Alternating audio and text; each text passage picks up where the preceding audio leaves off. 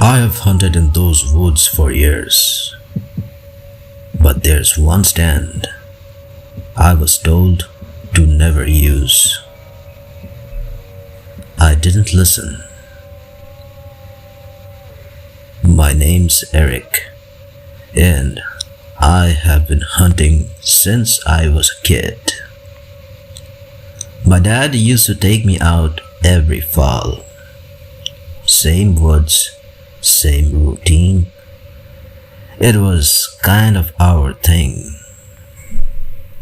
After he passed, I kept going back on my own. It felt familiar. About 2 years ago, I went on a solo deer hunting trip in a forest area in Pennsylvania. It wasn't a new territory. I knew that land pretty well. But there was one part of the woods I had always avoided. There was an old hunting stand out there. It wasn't ours. It had been there longer than I could remember. Every time I asked my dad about it, he would just say, "Don't use that one." No explanations, just that. And I never questioned it until that trip. It was early morning when I got there. Cold, quiet, just the way I liked it. I started heading towards my usual spot, but for some reason, I kept thinking about that stand. I don't know why.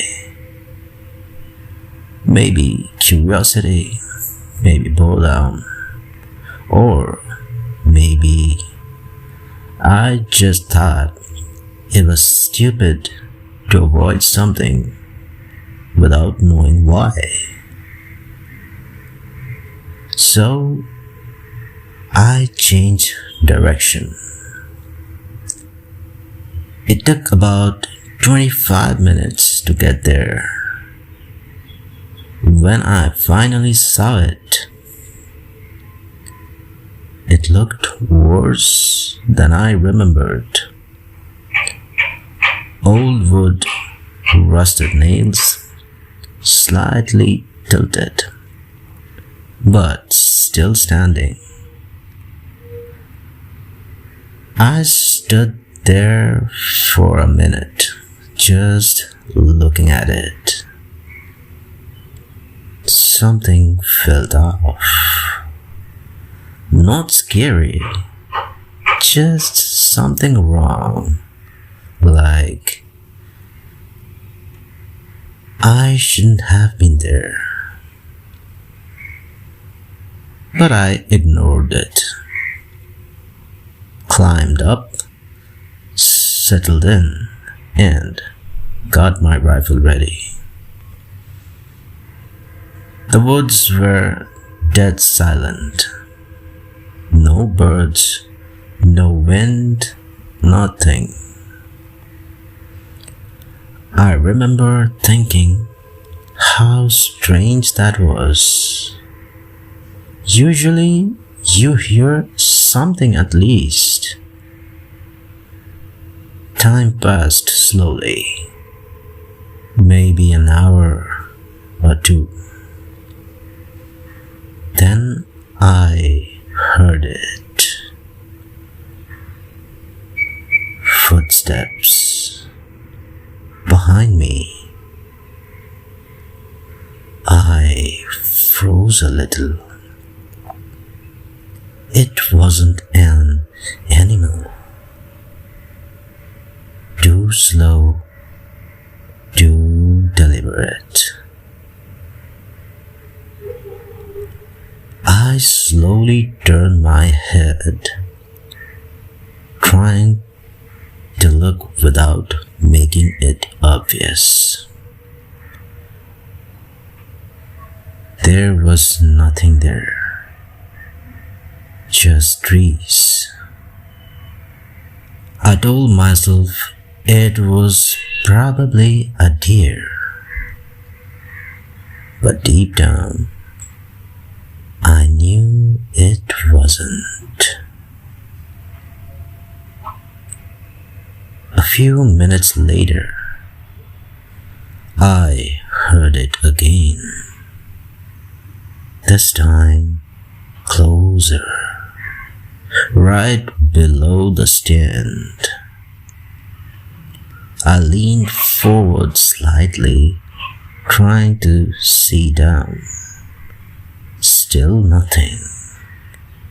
And then a voice. Soft, almost a whisper. You shouldn't be up there. My entire body went cold. There was no way anyone should have been out there. I was miles from the nearest road. I gripped my rifle tighter. Who's there? I called out. No answer, just silence.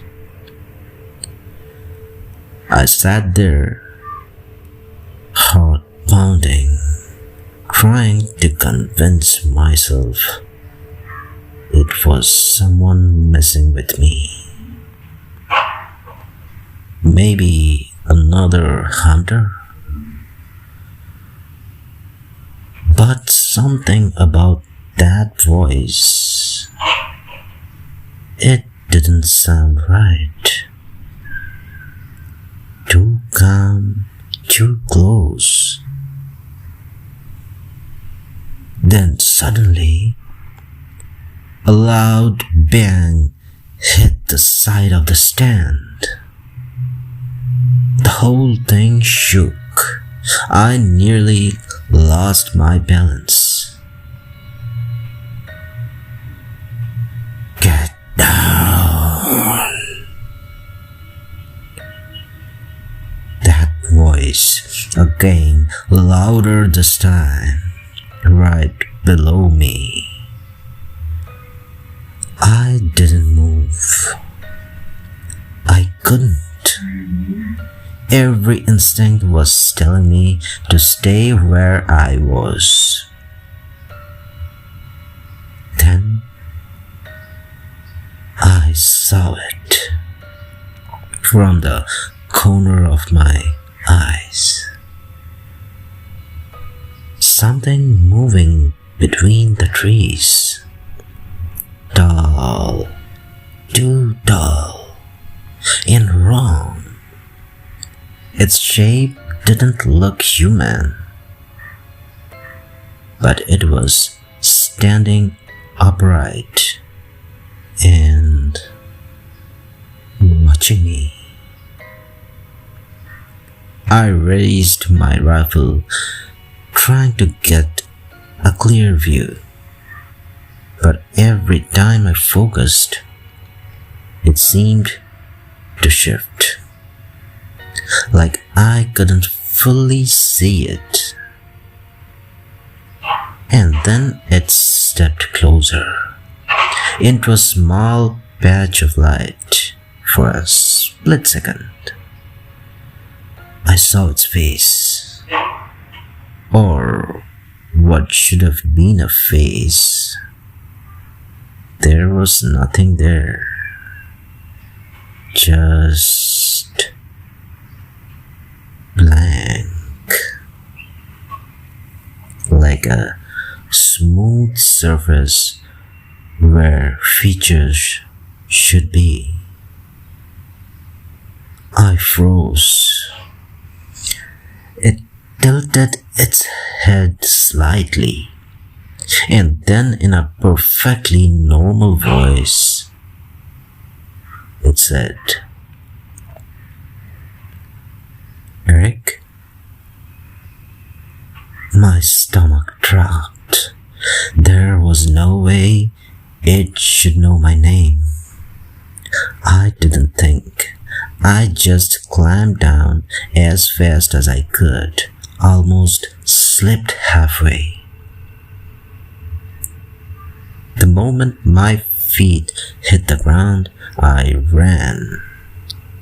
Didn't look back, didn't stop. Branches hitting my face, boots slipping in mud, but I didn't care. I just needed to get out. I didn't stop running until I reached my truck. I threw everything in, locked the doors, and just sat there, breathing, shaking, trying to process what just happened.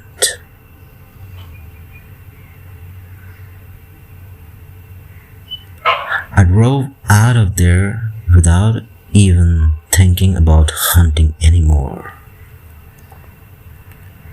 Later that night, I called my dad's old hunting friend, told him everything. There was a long pause on the phone. And then he said something I'll never forget. That stand, the guy who built it, he disappeared. Last thing he told anyone was he kept hearing something calling his name from below. I haven't been back to that part of the woods since, and I never will.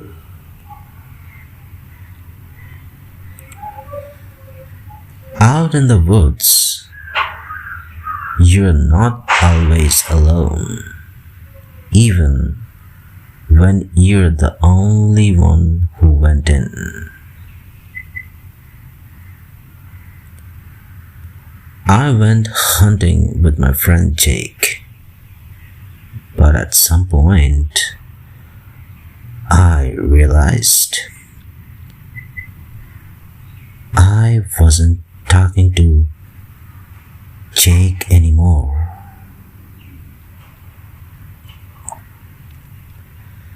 This happened about 3 years ago during deer season in northern Michigan.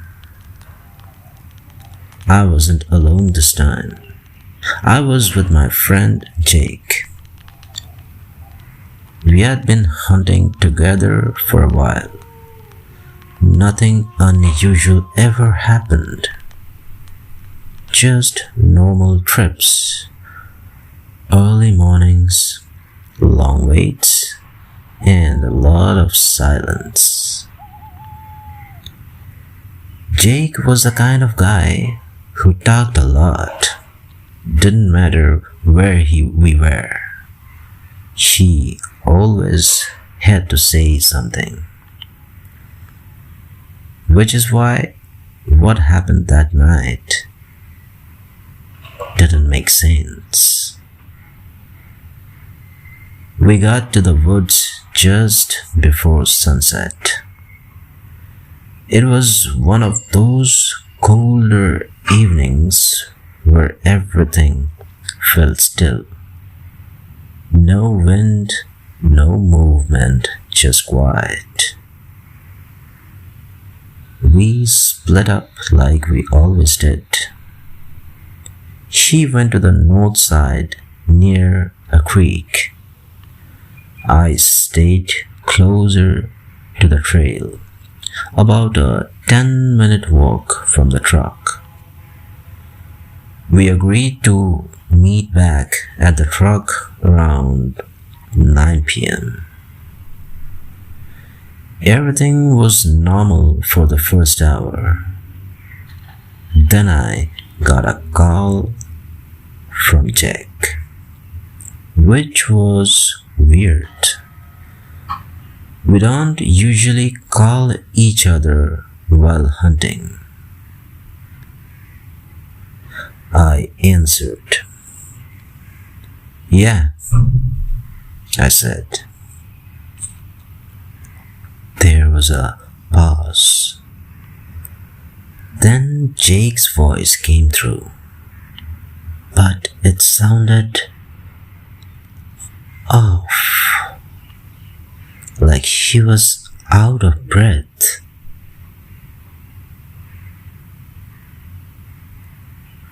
"Hey, you still at your spot?" "Yeah," I said. "Why?" Another pause. I think I saw something." I laughed a little. "A deer?" "No." The way he said it made me stop smiling. "What do you mean, no? It's not moving, right?" That sentence stuck with me. "What are you talking about?" I asked. But before he could answer, the call dropped. No signal. I tried calling back. Nothing. Just straight to voicemail. I sat there for a minute, debating what to do. Jake wasn't the type to mess around. If he said something felt wrong, it probably was. So I backed up and started heading towards his direction. The woods felt different, heavier, like the air itself was thicker. I kept checking my phone. No signal. About halfway there, my phone rang again. "Jake," I answered immediately. "Where are you?" I said. There was no reply. Just breathing. Slow, deep breathing. "Jake!" Then finally, "I'm close." But something about his voice, it didn't sound like him anymore. Too calm, too flat. "Where exactly?" I asked. "I can see you." I stopped walking. My heart started racing. I looked around. There was nothing but trees. "Where are you? Where the hell are you?" I said again, this time louder. But no answer. The call ended. At this point, I didn't feel right continuing. Every instinct was telling me to go back, but I didn't. I kept going. A few minutes later, I saw something on the ground. Jake's backpack, just lying there. I walked up to it slowly, picked it up. His rifle was next to it. That's when I knew something was seriously wrong. Jake would never leave his gear behind. Never. I tried calling him again, and somehow this time it connected. "Jake, where are you?" I said. And then, "I'm right behind you." The voice came from the phone, but at the exact same moment, I heard it behind me. I froze. I didn't turn around. I couldn't. The voice was identical, perfectly identical, too perfect. And then it laughed, not like Jake, something deeper, something wrong. I dropped the phone and ran. I didn't care about anything else, not the gear, not the hunt, nothing. I just ran. Branches snapping, boots sleeping. I didn't stop. I didn't look back. I got to the truck and locked myself inside. I sat there, shaking, trying to breathe. About 10 minutes later, my phone buzzed. A voicemail from Jake. The timestamp was from earlier, before I even got his first call. I played it. It was Jake. His real voice. Panicked. "Hey, if you get this, don't come looking for me. I think something followed me from the creek. It's been copying my voice." The message got off. Jake was officially reported missing the next day. Search teams went out. They found his backpack, his rifle, but no sign of him. Not even tracks, nothing. Few weeks later, I got another call. Unknown number. I didn't answer. It went to voicemail. I listened to it later that night. It was Jake's voice, clear as day. "Hey, I'm back in the woods. You coming?" I deleted the voicemail, changed my number, and I haven't gone hunting alone since.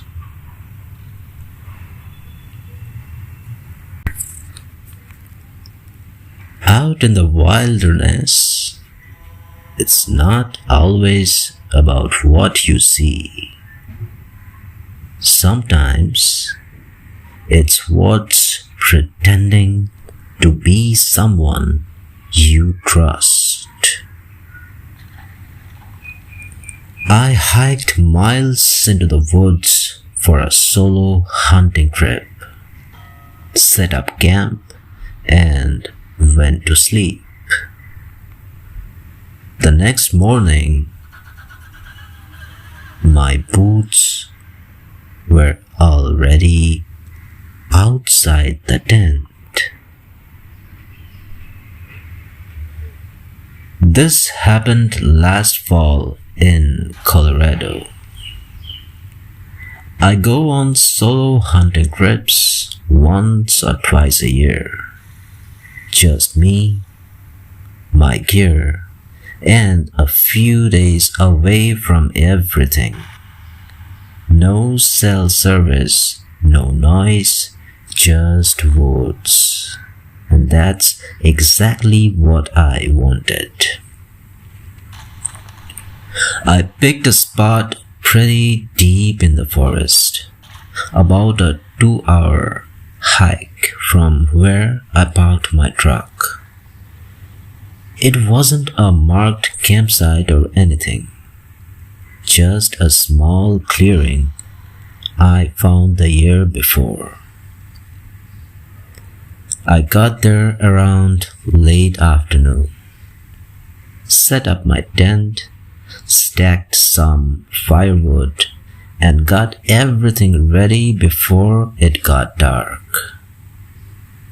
Everything felt normal, peaceful, even. That first night, I sat by the fire for a while, just listening to the woods. Occasionally, you would hear something move. Probably animals. Nothing unusual. Around 10 p.m., I went inside the tent, zipped it up, took my boots off, and left them just inside the entrance. Well, that's important. I remember that clearly. I lay down and eventually fell asleep. Sometime during the night, I woke up. I don't know why. No sound, no movement, just that feeling. Like something wasn't right. I stayed still, listening. The forest was completely silent. Too silent. Then I heard something. A faint, dragging sound right outside the tent. Like something slowly moving across the ground. I held my breath. It stopped. Then, very slowly, something brushed against the side of the tent. Just once.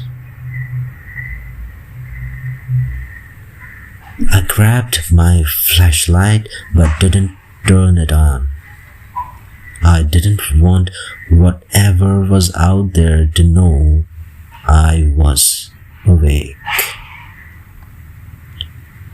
After a few minutes, everything went quiet again. Eventually, I must have fallen back asleep. When I woke up in the morning, the first thing I noticed was my boots. They were gone. For a second, I thought maybe I kicked them outside in my sleep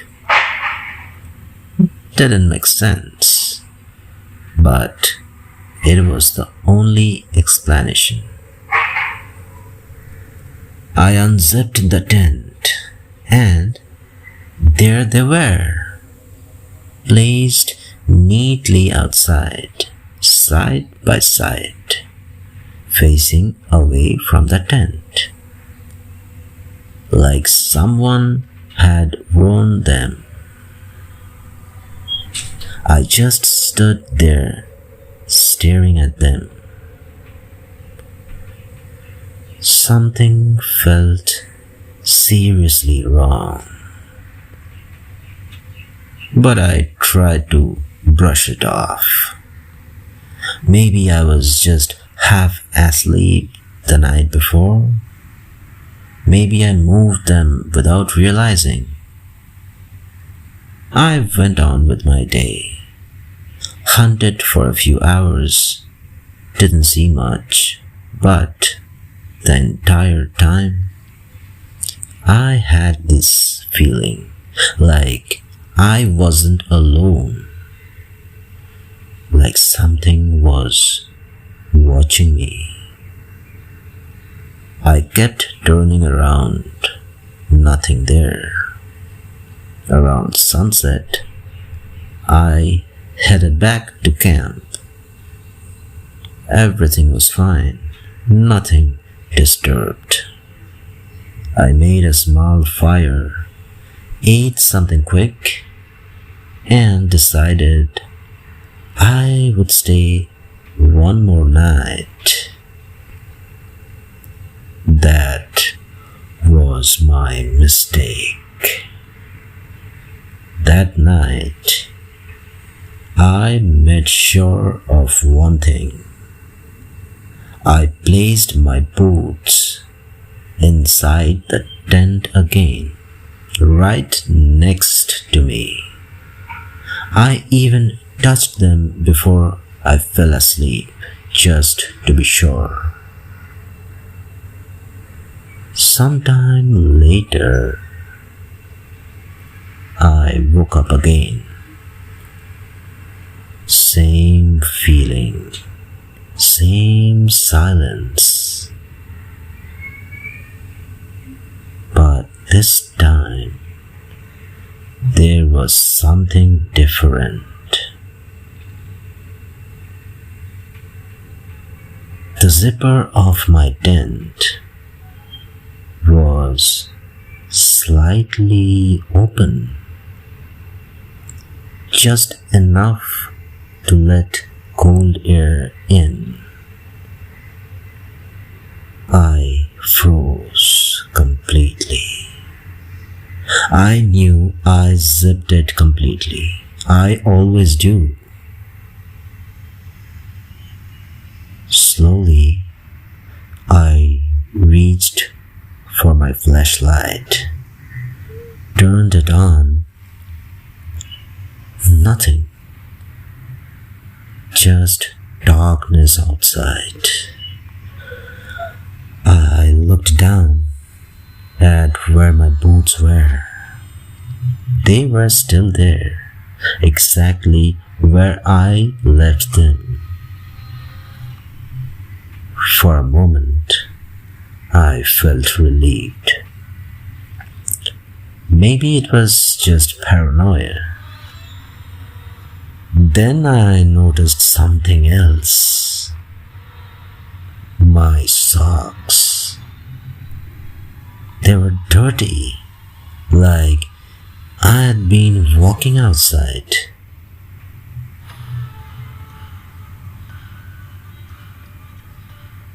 I didn't move. I didn't breathe because I knew I hadn't left the tent. There's no way I could have. And then I saw it right near the entrance. Footprints. Bare footprints. leading out of the tent into the woods, but nothing coming back. I didn't wait. I didn't question it. I grabbed everything and left. Didn't even pack properly. Just shoved what I could into my bag and started walking. It was still dark. Didn't matter. I just needed to get out. The entire hike bag. And something strange was happening at that point of time, which never happened during the entire hike. I felt something was behind me, not close, but there, following. I reached my truck just as the sun started coming up, and I didn't stop driving until I got home. A few days later, I checked my gear just to make sure everything was there. That's when I noticed something. My boots. The soles were worn differently, like someone else had been walking in them. Since then, I have stopped doing solo hunting trips because I realized something. Whatever was out there didn't just visit my camp. It was already there before I even arrived. If you have ever experienced something like this, especially out in the woods, let me know in the comments. I read every single one, and if you enjoy stories like this, real incidents like this, make sure to subscribe because there's a lot more coming.